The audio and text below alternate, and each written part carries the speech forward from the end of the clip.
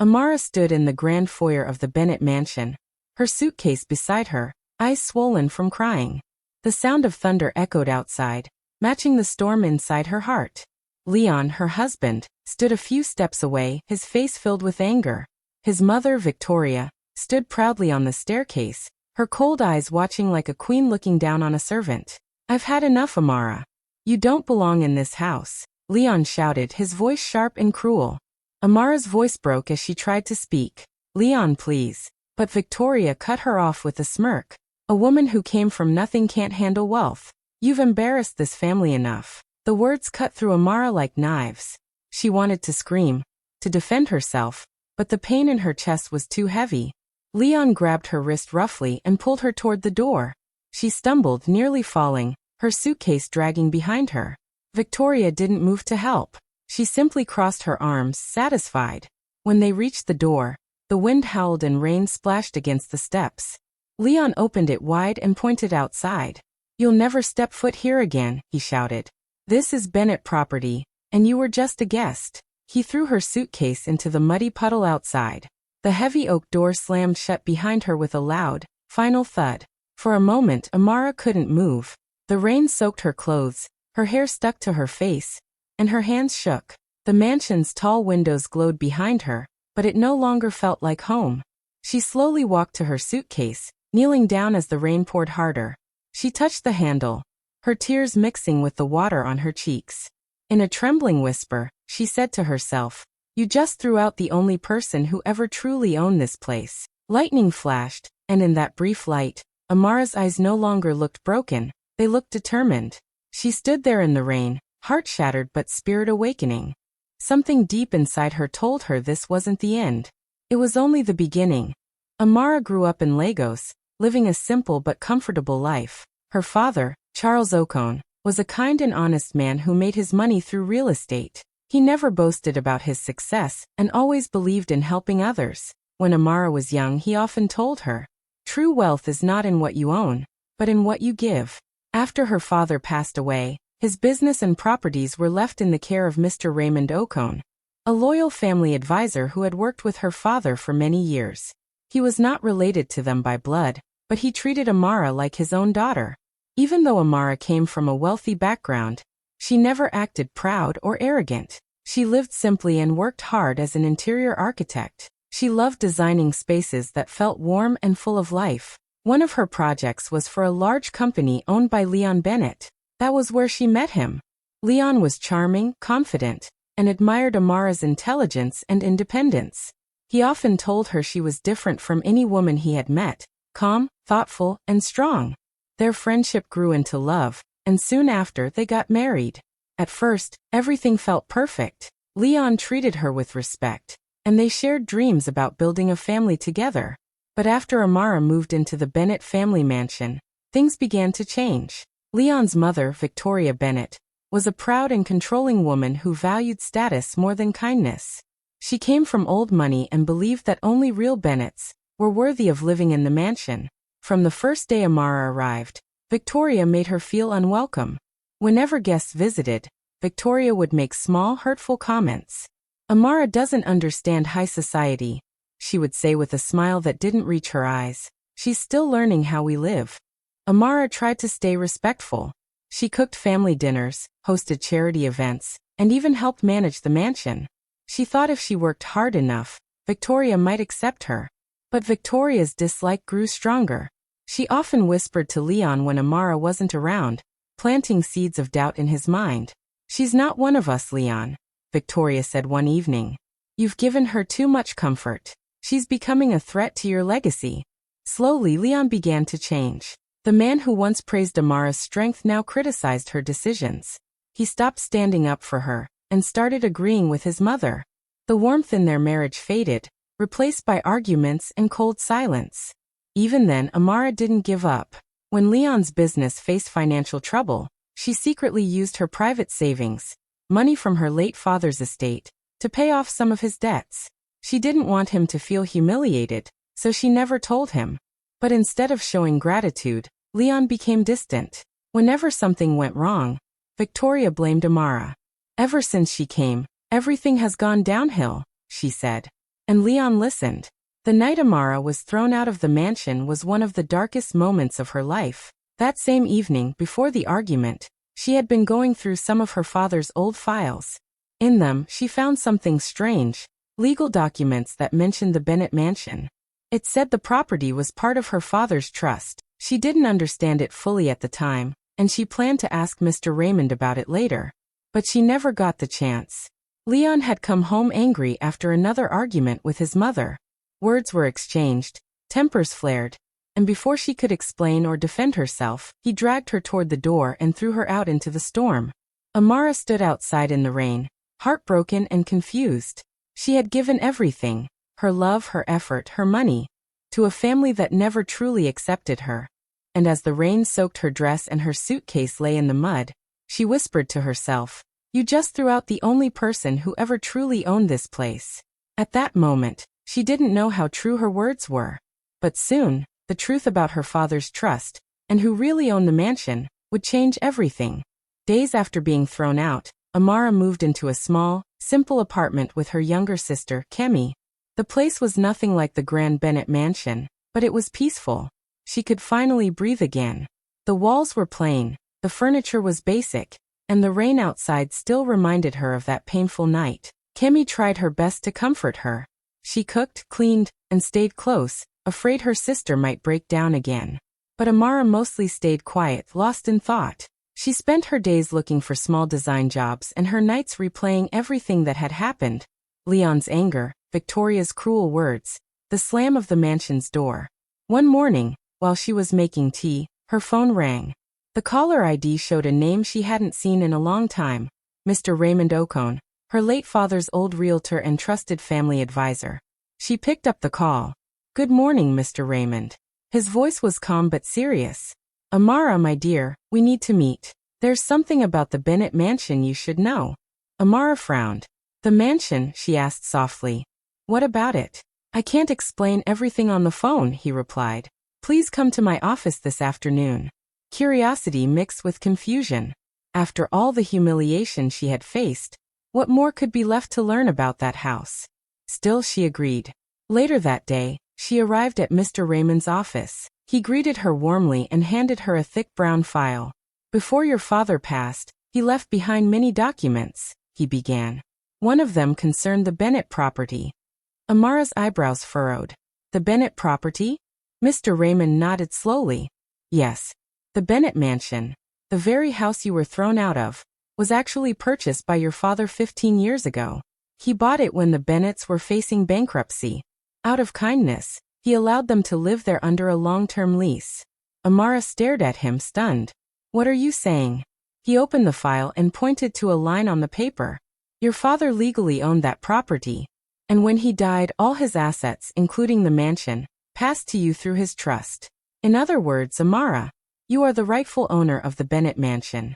The room fell silent. Amara's heartbeat grew louder in her ears. Her mind flashed back to that stormy night. Leon dragging her out, Victoria shouting that she didn't belong. Now she realized the bitter truth. She whispered, her voice shaking. "You mean he threw me out of my own house?" Mr. Raymond nodded sadly. "Yes, Amara. The documents are clear. You are the legal owner. The Bennets have been living there under your father's generosity for years." Amara sat back in her chair, her eyes filling with tears. It felt unreal. The same house where she had been treated like an outsider, where she was humiliated and thrown into the rain, was hers all along. Kemi, who had come along, stood up angrily. "They humiliated you, Amara. You can't let this go. You have every right to walk back there and throw them out." But Amara didn't respond right away. She looked down at the papers again, then slowly closed the file. Her voice was calm when she finally spoke. "No, Kemi," she said softly. "Not yet." Kemi looked at her, confused. "What do you mean, not yet?" Amara sighed and smiled faintly. "Let them have their peace for now. I don't need to fight or shout. The truth will find them on its own, when the time is right." Mr. Raymond watched her with respect. He could see that Amara wasn't like most people. Even after everything she had gone through, she carried herself with quiet dignity. As they left the office, Kemi shook her head. "You're stronger than I could ever be," she said. Amara smiled sadly. Strength isn't about revenge, Kemi. Sometimes it's about patience. That evening, as the sun set, Amara stood by her apartment window, holding the trust documents in her hand. The city lights shimmered below, and for the first time in weeks she felt something new. Not anger, not sadness, but power. The house that once rejected her was waiting. And this time, she wouldn't be the one standing in the rain. Weeks passed, and the Bennets' once glamorous life began to fall apart. Leon's company, once admired in business circles, started to crumble. Bad investments and poor decisions left him drowning in debt. The same man who had once thrown his wife out of the mansion was now struggling to pay the staff. The grand halls of the Bennet mansion, once filled with laughter and parties, had grown silent. Many of the servants had left because they hadn't been paid. Dust gathered on the furniture, and the gardens outside were no longer cared for. Victoria refused to admit they were in trouble. To her, pride mattered more than truth. She told Leon, "We can't let anyone know about this. The Bennets must never look weak." But the bills kept coming. The company's debts grew larger each day, and soon, Leon had no choice but to think about selling the mansion, the one thing that still held value. Victoria hated the idea. "This house is our legacy," she said bitterly. "But if we must sell, we will do it quietly. No one must know how desperate we are." They decided to contact Mr. Raymond, the family's old realtor, to help with the sale, not knowing that he already knew the mansion's true owner was Amara. When Mr. Raymond received the call from Victoria, he remained calm and professional. But as soon as he hung up, he sighed deeply. He knew this was the moment when truth would finally catch up with them. He decided to inform Amara right away. Meanwhile, Amara's life was taking a different turn. She had spent the last few weeks focusing on rebuilding herself. Instead of letting her pain destroy her, she turned it into purpose. She started her own interior design company, ANO Interiors, named after herself and her late father, Charles Ocone. Her vision was to blend modern architecture with African heritage, celebrating both tradition and innovation. Slowly, her design started attracting attention. Magazines began writing about her unique style, and interviews followed. She was praised for her creativity and her quiet strength. One journalist wrote, "Amara Bennett is redefining what elegance means, not through wealth but through grace." Amara smiled when she read that. For the first time in a long while, she felt truly proud of herself. Leon, on the other hand, was falling deeper into frustration. His pride couldn't handle failure. He started drinking late into the night, sitting alone in the study with half-empty glasses of whiskey. The sound of his mother's footsteps echoed through the mansion, but her words no longer brought him comfort. "You let that woman weaken you," Victoria said one night, her tone sharp and cold. "Now she's gone, and we're losing everything." Leon stared at his drink. "Maybe she wasn't the problem," he muttered under his breath. But Victoria didn't hear him. Or maybe she didn't want to. Days later, Mr. Raymond arranged a private meeting to discuss the potential sale. He knew this would be the perfect opportunity to reveal the truth, but he wanted Amara to decide how it should happen. When he called her, his voice was calm as always. "Amara, the Bennets have asked me to sell the mansion. I think it's time you decide what to do." Amara was silent for a moment. She had imagined this day many times, but now that it was real, she felt both nervous and peaceful. "Do they know I'm the owner?" she asked quietly. "I know," Mr. Raymond replied. "They have no idea. They still believe it's theirs." Amara thought for a while before speaking. "Then let's keep it that way for now. Arrange the meeting, and I'll attend through my company's representatives. I don't want a scene. I just want closure. Mr. Raymond smiled slightly. "You've always been your father's daughter, wise and patient." That night, Amara sat at her desk, staring at the file that held the mansion's ownership documents. So many memories came flooding back: the laughter when she first moved in, the loneliness that followed, and the pain of that final night. But now those memories no longer controlled her. She wasn't the same woman who had begged to stay. She had found her strength again, quietly, gracefully, and on her own. On the day of the meeting, the Bennet mansion looked emptier than ever. The air inside was cold, and the walls seemed to echo with silence. Victoria dressed in her finest clothes, trying to appear powerful, while Leon sat with dark circles under his eyes, pretending everything was under control. They believed they were meeting a potential buyer. They didn't know that the buyer's company Ano Interiors was owned by the very woman they had thrown out. Eshe Amara prepared to attend. She stood before her mirror and looked at her reflection. She wasn't nervous. She wasn't angry. She simply felt ready. This isn't about revenge, she whispered to herself. It's about peace. Then she picked up her bag and walked out of her apartment, her steps calm and steady. The woman who had once been dragged out of that house was now returning not as a broken wife, but as a strong, successful woman ready to reclaim her story. The stage was set. The truth was about to unfold. And this time, Amara would face the Bennets not with tears but with quiet power. The Bennet mansion, the same grand foyer where Amara was once dragged out, looked different that morning. The rain had stopped, and sunlight poured through the tall windows, touching the marble floor. But the air inside still carried tension. Leon sat stiffly on the leather sofa, his face pale from sleepless nights. Beside him, Victoria sat upright, dressed in a fine suit, trying to look strong despite the cracks in her pride. Across from them, Mr. Raymond opened his file and adjusted his glasses. They believed this was just a business meeting, a chance to sell the mansion and escape their financial ruin. A potential buyer was supposed to arrive soon.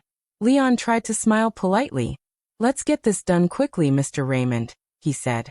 "We need the money urgently." Mr. Raymond nodded slowly, but didn't smile back. Instead, he took a deep breath and spoke carefully. "Before we proceed," he said, "there's something very important I must disclose. The rightful owner of this property has been located." Victoria frowned immediately. "Owner? What do you mean?" she asked sharply. "We're the Bennets. This is our ancestral home." Mr. Raymond didn't argue. He simply opened the file and slid a folder across the table toward Leon. "According to the legal documents," he said, "this mansion was purchased 15 years ago by Mr. Charles Ocone. After his passing, it was inherited by his daughter, Mrs. Amara Bennet." For a moment, silence filled the room. Leon's hands froze on the file. His eyes widened as he quickly flipped through the documents, each stamped, signed, and sealed. His mouth opened slightly, but no words came out. Victoria's face turned red with anger. "That's impossible," she snapped. "That woman's father must have tricked us. He must have done something dishonest." Mr. Raymond shook his head calmly. "No, ma'am. There was no trick. Mr. Charles Ocone legally purchased this property. He allowed your family to continue living here under a lease agreement, an act of kindness that lasted for years." Before Victoria could speak again, the heavy front door opened. The sound of heels echoed through the hall. Everyone turned. Amara walked in, dressed in a black tailored suit that showed quiet confidence. Her hair was neatly tied back, and her eyes were calm, steady, not angry. She looked around the foyer slowly, her gaze lingering on the very spot where she had once stood in the rain, humiliated and heartbroken. Leon stood up quickly, his voice trembling. "Amara?" Amara stopped in front of them. Her tone was soft but firm. "You were right, Leon," she said.